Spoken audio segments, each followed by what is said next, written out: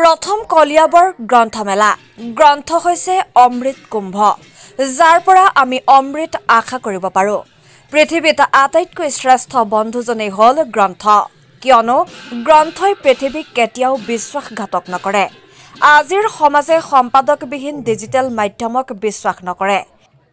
এখন বাতৰি কাকত 1000টা AK-47 বন্দুকতকৈ অধিক শক্তিশালী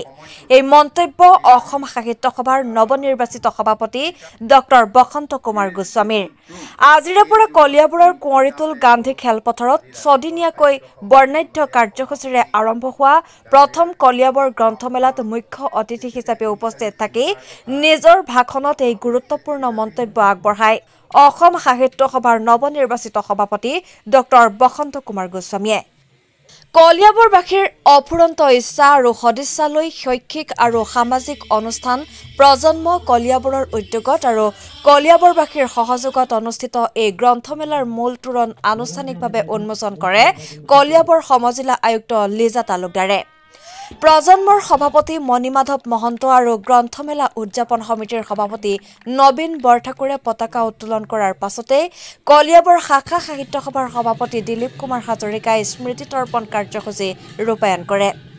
বিভিন্ন বিদ্যালয়ৰ ছাত্ৰ-ছাত্ৰীয়ে অংশগ্ৰহণ কৰা চিত্ৰাংকন প্ৰতিযোগিতাৰ উদ্বোধন কৰে বিশিষ্ট চিত্ৰশিল্পী বীৰেন শইকীয়াই স্থানীয় বিধায়ক তথা মন্ত্ৰী কেশৱ মহন্তই শুভ উদ্বোধন কৰা গ্ৰন্থমেলাত মুখ্য অতিথি হিচাপে উপস্থিত থাকে অসম সাহিত্য সভাৰ নৱনিৰ্বাচিত সভাপতি ডক্টৰ বসন্ত কুমাৰ গোস্বামী গ্ৰন্থমেলা উদ্বোধনী সভাতে স্মৃতি গ্ৰন্থ উন্মোচন কৰে বিশিষ্ট সাহিত্যিক গুণীন হাজৰিকাই নিউজ ডেস্কৰ ৰিপৰ্ট এনি এক্সপ্ৰেছ কলিয়াবৰত আমি আপোনালোকো সকলো গোট খাওঁতে সদায় এই কথাটো আলোচনা হয় গ্ৰন্থমেলা এখন হ'ব লাগিছিল কিন্তু আগভাগ ল'বলৈ বৰ বিশেষ উদ্যোগ হোৱা নাছিল কিন্তু প্ৰজন্মই এইটো আগভাগ লৈ তেওঁলোকক মই এটা কথাতে ধন্যবাদ দিছোঁ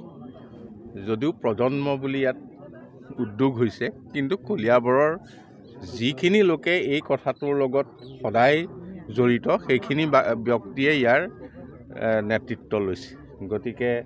সেইটো এটা খুব ভাল কাম কৰিছে আৰু সকলোৱে মন উজাৰি লাগিবলৈও এটা মুকলিমূৰীয়াকৈ সুবিধা পায় এই গ্ৰন্থমেলা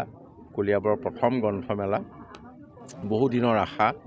এইটো আজি এটা পূৰণ হোৱাৰ পথত আগবাঢ়িছে আৰু এই অনুষ্ঠানত পুনতে সুৱগা চৰাইছে আমাৰ অসম সাহিত্য সভাৰ সন্মানীয় সভাপতি ডক্টৰ বসন্ত কুমাৰ গোস্বামী ডাঙৰীয়া তেখেতৰ উপস্থিতি মুখ্য অতিথি হিচাপে আমাৰ গোটেই কথাটোৰ এটা গতি ল'ব পৰাকৈ তেখেতৰ বক্তব্যই আমাক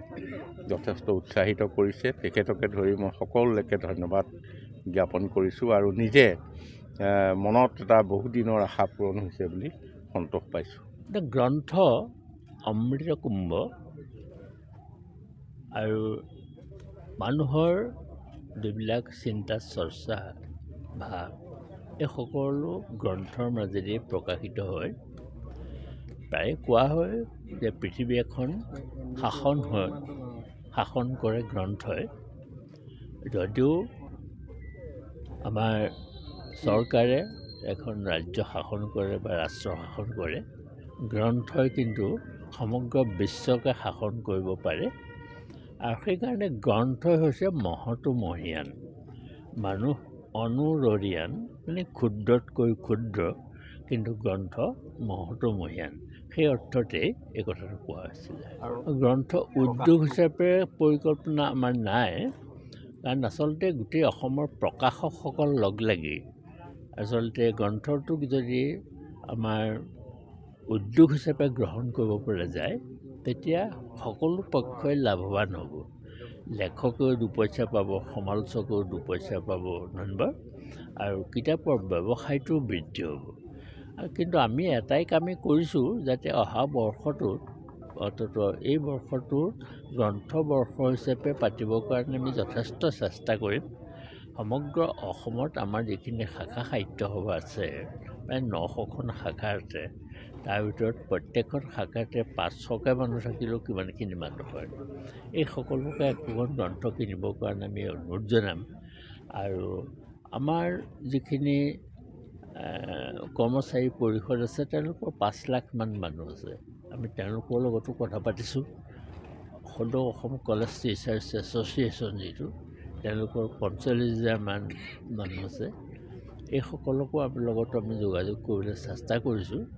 আৰু তেওঁলোকক জনাইছোঁ। তেওঁলোকেও অৱশ্যে সেইটো গ্ৰহণ কৰিছে, তেওঁলোকেও কিতাপ কিনিব। গতিকে কিতাপৰ এটা খুব সুন্দৰ পৰিৱেশ এটা এই বৰ্ষটোত আহিব বুলি মই কলিয়াবৰ গ্ৰন্থমেলাৰ ওপৰত কি অতি ভাল লাগিছে। অতি সাংস্কৃতিক যিটো পটভূমি মই সোমাই সেই যিটো দেখিলোঁ যে এটা জাতিৰ বা এটা অঞ্চলৰ যিটো সাংস্কৃতিক মানটো, তেওঁলোকৰ কথা বাৰ্তা ব্যৱহাৰ আচাৰ পাতি, এই যে গোটেই দলটোৰ এটা গুৰুজনাৰ আদৰ্শৰে এটা পৰিচালিত হৈছে, এতিয়া আৰম্ভণিতে সেইটো হৈছে। আৰু ইয়াত সোমাই দেখিলোঁ যিসকল এই সভালৈ আহিছে সেইসকলেও একান্ত মনেৰে তেওঁলোকে সভাখনৰ লগত সহযোগ কৰিছে। আৰু মই আশা কৰোঁ যে ইয়াত খুব গ্ৰন্থ বিক্ৰী হ'ব। এইকাৰণে হ'ব বুলি ভাবিছোঁ যে কিতাপৰ প্ৰতি এসময়ত ভাবিছিলে মানুহে যে কিতাপ নাইকিয়া হৈ যাব, আৰু ঠিক তেনেকৈ বাতৰি কাকতৰ কথাও কৈছিল যে বাতৰি কাকতবোৰ নাইকিয়া হৈ যাব ডিজিটেল মাধ্যমৰ ইমান প্ৰচাৰৰ বাবে। কিন্তু ডিজিটেল মাধ্যমটোক মানুহে বিশ্বাস নকৰে, কাৰণ ডিজিটেল মাধ্যমত সম্পাদক নাই। গতিকে যি যাৰ মন যায় তেনেকৈ তেওঁলোকে কথাবিলাক ক'ব পাৰে। গতিকে এখন বাতৰি কাকত 1000টা AK-47 ৰাইফলতকৈ বেছি শক্তিশালী। গতিকে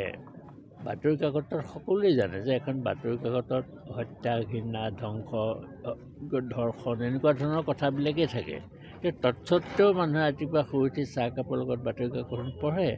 বাতৰি কাকতৰ যিটো ভৱিষ্যত, এই ভৱিষ্যত মই কেতিয়াও ঋণাত্মক বুলি মই নাভাবোঁ।